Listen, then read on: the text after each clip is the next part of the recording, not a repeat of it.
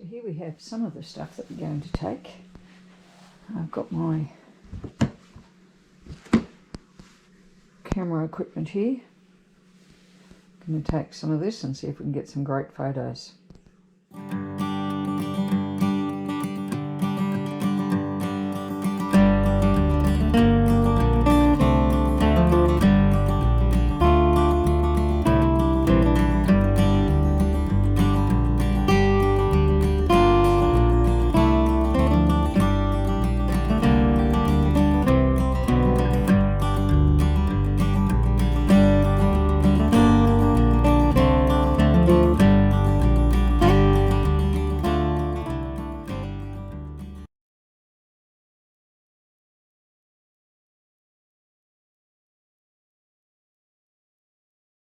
So these are John's clothes.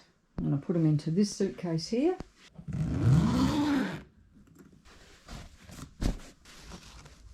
These are my clothes. Right, so this is mine. Finished suitcase.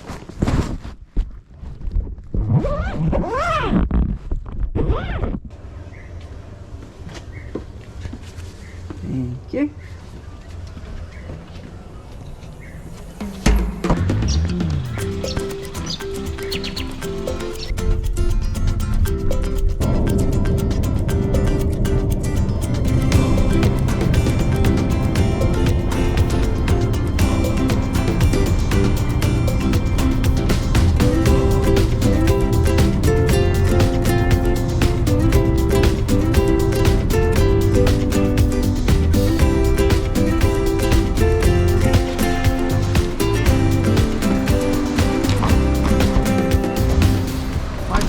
Where are we? Well, we've just arrived at the International Airport in Brisbane, ready to head to New Zealand. Sounds great. Well, I'm looking forward to it. Are you? Absolutely excited, like a two-dick billy goat. Well, here we are in the International Lounge at Brisbane Airport, all checked in and ready for our jolly bon across the Tasman to New Zealand. Really looking forward to it. Partner in crime there somewhere. Very chic. There she is. Hello. Where are we? Just having a little apple juice for breakfast. This doesn't happen very often. Very often. And just in sitting back watching the planes come and go, it's pretty good here. Right, we'll catch you on the other side. Cheers. And that is the plane that is going to take us to New Zealand.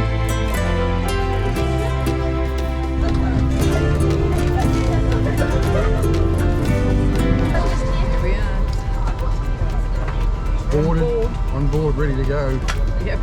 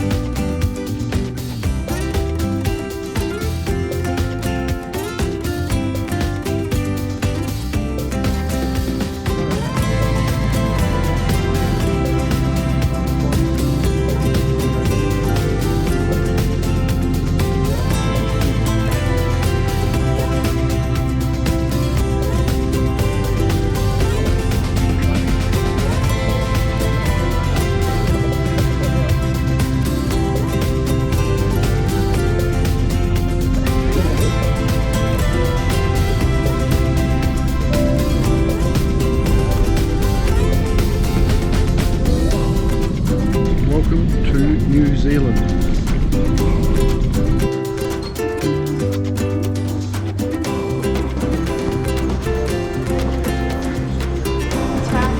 I'm very lazy. I'm on the travel aid.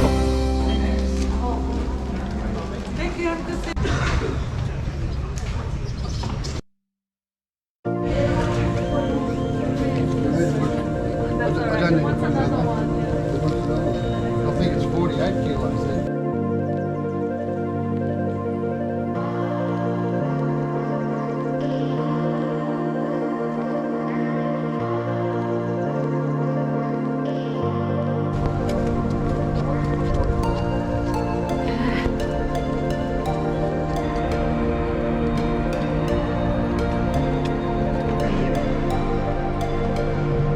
In Australia, every good trip starts at McDonald's. We're in New Zealand and every good trip starts at the bloody airport.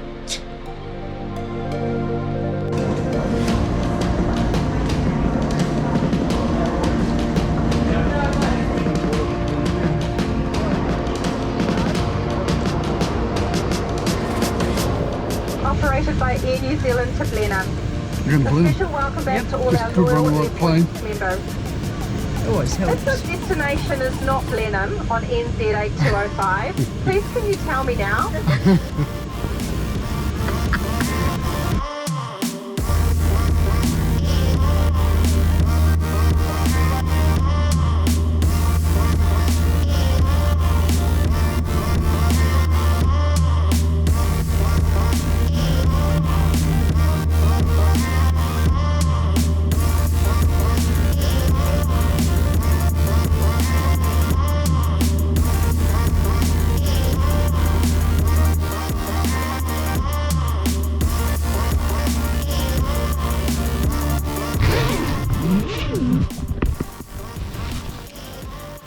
Welcome to New Zealand. Here we are, Chateau Marlborough.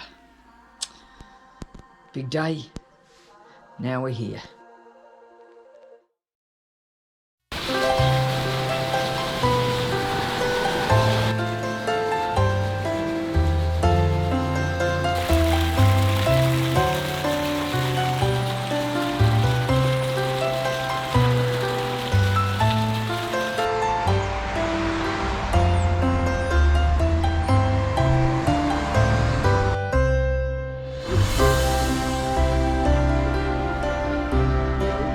Good morning, John. Morning guys, how are you?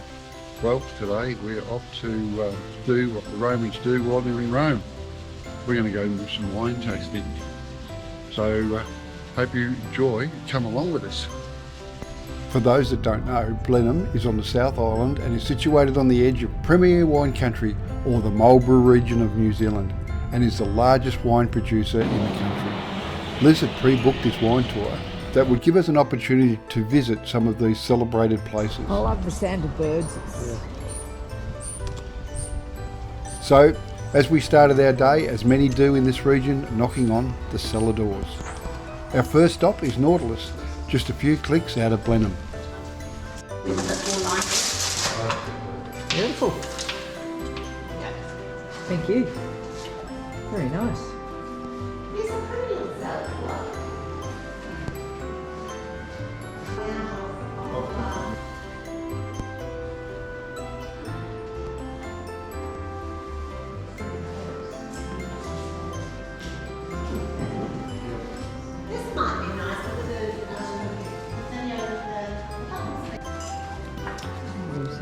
Are you alright? I'll just bring this up. Oh, cheap. I'll sit down. So a little bit about Nautilus Cuvée. We've been making this since 1991, so it has become a signature wine for Nautilus. It's made to the traditional method, like champagne, and it's 75% Pinot Noir, balanced Chardonnay, and has, like I say, become a signature wine. Lots of international trophies and accolades, and domestic. Beautiful sound at 10:30 in the morning. Isn't it? It is.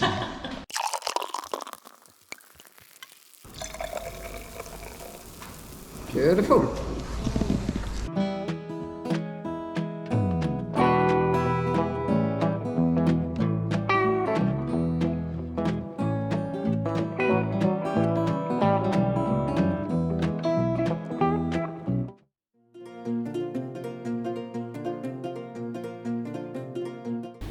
The acoustics in here are huge. Aren't they wonderful? I just come to think of that. This is gorgeous. So these markings on the barrels, will they signify anything? Yeah, so you'll see that this says 20. So the first two numbers is the year Yep. that the barrel was new. Ah, Because for Pinot Noir, we'll use the barrels for up to 3 years. So that Pinot Noir you just had, 30% of that is going to be new oak every year. And then we'll keep them for up to 3 years, and then we let the barrels go. Yeah. But even the barrels, you're looking at, $1,700 to over $2,000 a barrel. Just no wine in it, just an empty barrel. Yeah, very expensive, the barrels. So because they're made by the Coopers, they're and they're 200-year-old trees, plantations. So. It's a special timber that they put. And these other numbers, they'll represent, just block that the grapes have come from. So they'll have a little log book and know exactly what's in every barrel. Yeah. So do you know how many bottles a barrel holds?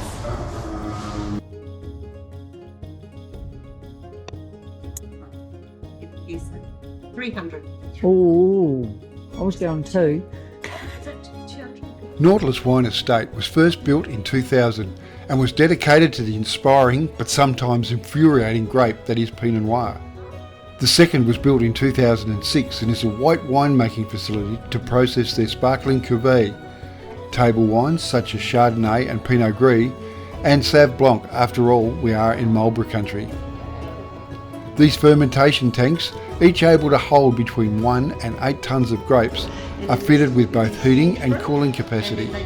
This enables them to cold soak the grapes for 5 to 7 days at between 10 and 12 degrees to extract all that beautiful fragrance of the Pinot Noir, as well as good colour from the skins before alcoholic fermentation begins. There might be half a tank or something like that. If you have a look at the track on the ceiling above it, that is the plunger. So the plunge, like a giant coffee plunger, so that's automated, and that will probably plunge about 4 times a day, I think it is. A special thanks to Katrina and Nautilus Wines for taking us behind the scenes.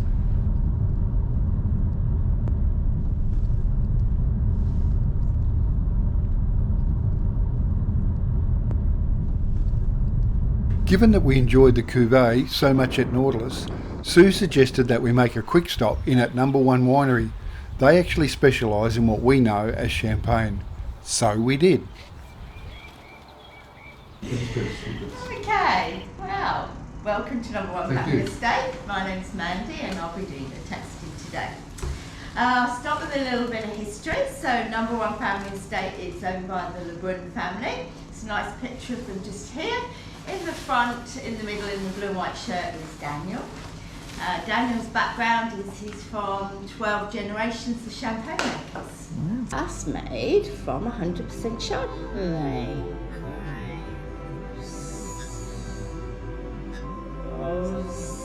There's no oak in there, so it's quite different from a lot of the still Chardonnay. There we go.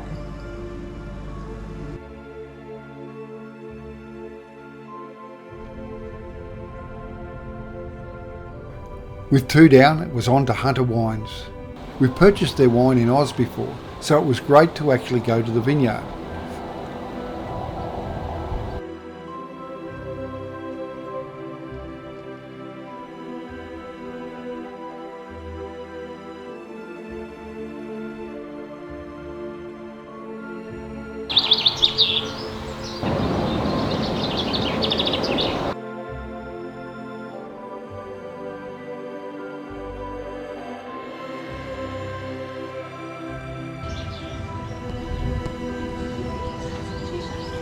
Thank you.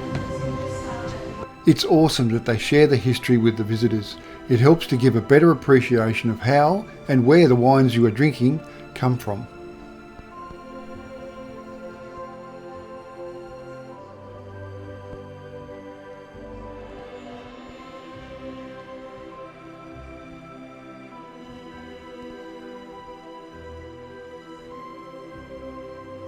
Yeah, he'll be coming.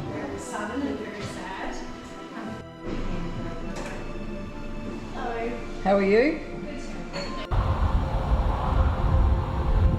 Thank you, Sue, for all that you've done today. It's been a lovely day. It's to lunch now. Good. After some tastings, we moved on to our fourth location, where we would enjoy lunch and of course a matching wine.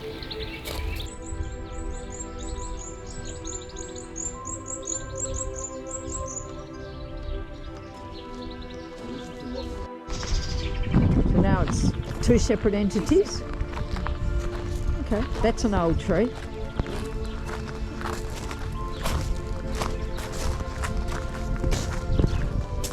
Have you enjoyed your day? Yeah, so far so good.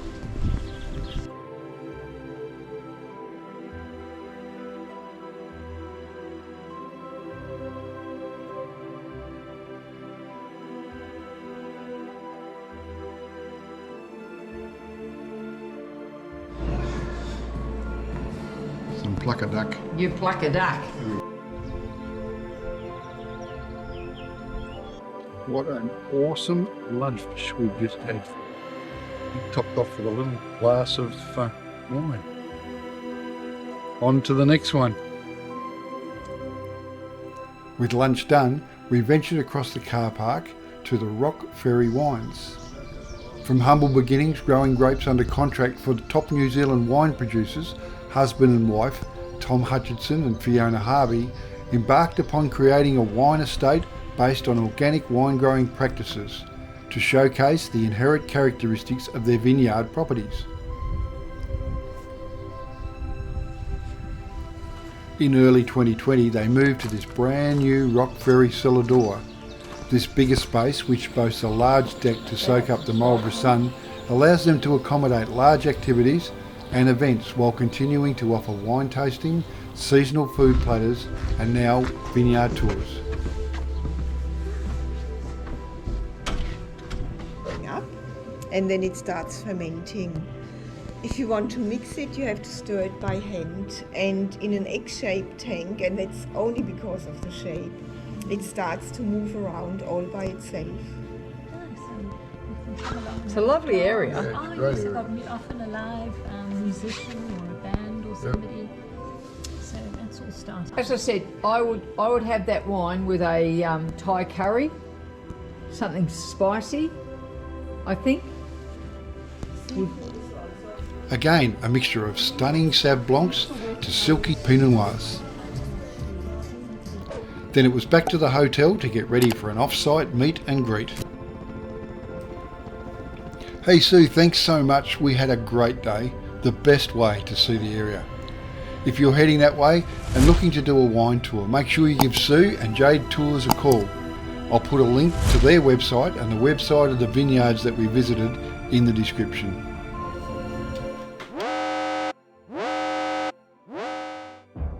Kia ora, good evening. We begin tonight with breaking news and reports of a large earthquake centred in the Cook Strait. The magnitude 5.8 earthquake happened just under an hour ago at 7 minutes past 9. It was 51 kilometres deep. Tens of thousands of people have reported feeling the quake on GeoNet, some from as far away as Titirangi in Auckland.